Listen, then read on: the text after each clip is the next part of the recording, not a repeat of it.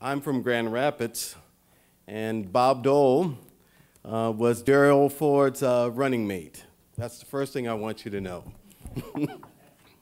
And I got to tell all my friends in Grand Rapids that I've made the Dole Institute, and I'm so happy to join you. Thank you for your warm hospitality, for people showing up on a sunny day. I didn't think I was going to make it here. I went back to Grand Rapids for another engagement, and as I was telling my graduate students this afternoon, of course, flying, you take your life in your own hands nowadays. And I tried to get out of Grand Rapids Sunday, of course, to beat the inclement weather that was coming into Michigan. I did. The plane got off on time, and we got to Minneapolis, and there was no one at the jet bridge to meet us. For about 50 minutes, we sat in the plane waiting for someone at the jet bridge to meet us. And of course, with flying nowadays, you know, again, you take your life in your own hands. So I dashed from gate C, if you've ever been in Minneapolis, to gate F11, running with my bags, sweating profusely, only to see the plane, the jet bridge being pulled away from the plane just as I arrived. Of course, there was a storm coming, and I wound up staying in Minneapolis. They said, "Oh, Dr. Jelks, you don't have to worry. We'll have you on that next plane first thing in the morning." I get up at 4:45 in the morning. I go over to the airport, and of course, my plane has been canceled, and so forth and so on. But I finally got to Lawrence. I finally got back. So I'm grateful to be back. I'm grateful to be with you all this afternoon. I want to share with you so part of what I'm working on and what I think is an important and overlooked person, Benjamin Mays. And let us just get to the heart of the matter. Martin Luther King Jr. called Benjamin Elijah Mays, the president of Morehouse College, his spiritual and intellectual father. Another former student, Lerone Bennett, the senior editor of Ebony magazine, called Mays the last great schoolmaster. Vernon Jordan, the lawyer and former president of the National Urban League, wrote that as a young boy growing up in Atlanta, I used to follow Dr. Mays around campus trying to imitate the regal way he carried himself. Marion Wright Edelman remembered Mays this way: "One of the most important people during my college years was Dr. Benjamin Elijah Mays, president of Morehouse College. I first met him in 1953 when I was 13 years old, and he came to stay at my house.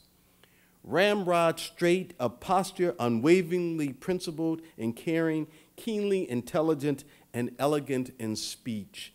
Dr. Mays inspired me with a passion for excellence and service.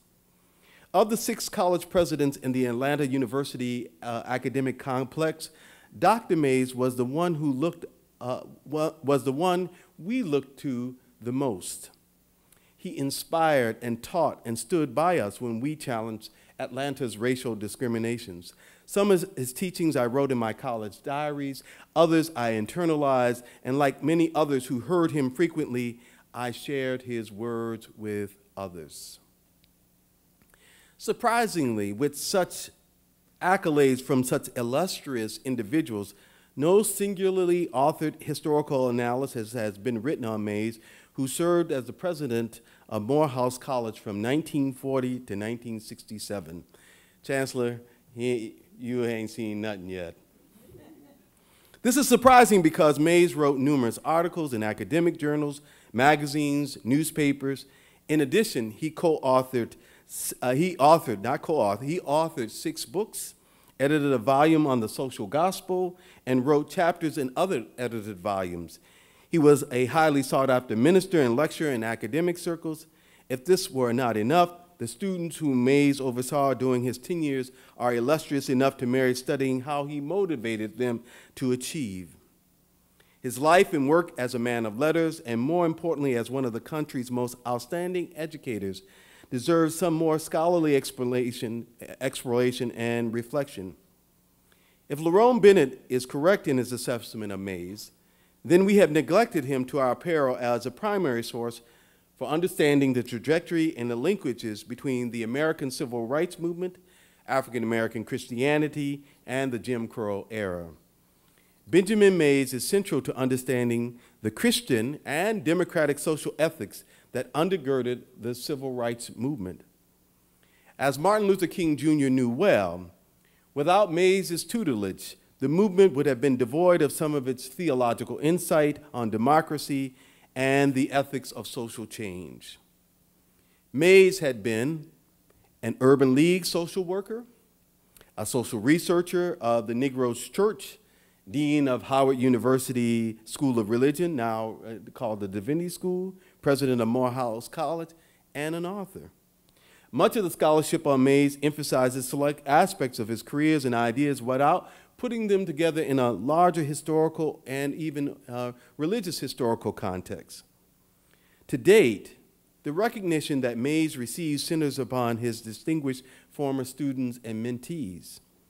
Credit, however, ought to go to Mays for intentionally cultivating students to be Christian leaders and social activists, first at Howard University and subsequently at Morehouse College.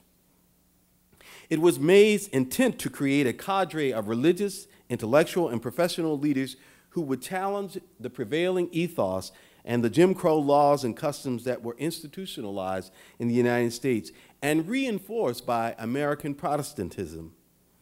Few previous studies on Mays have attempted to understand the connection between his thoughts and writing on Christianity and his fierce dedication to the defeat of Southern segregation in light of his own place in this historical context as an African American Christian, a Baptist clergyman, a black Southerner, a writer, and arguably the most prominent leader of an institution of higher education for black people since Booker T. Washington. In order to understand Mays' ambition to educate and social activists and educate himself, we must understand his life. Mays was born in 1894 to parents who were ex-slaves and sharecroppers. He was the youngest child. He experienced the social degradation, the terror, and other horrors of the Jim Crow South. One of his first memories was that he consistently repeated throughout his life was that of a mob action on poor sharecroppers in his community. This was his formative memory, the Phoenix riots in his home county of Greenwood, South Carolina. In 1898, Southern white demagogic politicians used race and racial supremacy as a political wedge to prevent sharecropping whites and blacks from forming strategic political alliance with the local Republican Party. They fostered racial fears and hatreds and armed provocations, which led to a wholesale attack on black people in Greenwood County. Mays began his autobiography with this memory, quote, "I remember a crowd of white men who rode on horseback with rifles on their shoulders. I was with my father when they rode up, and I remember starting to cry. They cursed my father, drew their guns and made him salute, made him take off his hat and bow down to them several times. Then they rode away. I was not 5 years old, but I have never forgotten them." Religiously, Mays grew up in an Afro-Southern Baptist tradition that was a melding of the Atlantic world's revivalist tradition and the African folk theology of the slave church.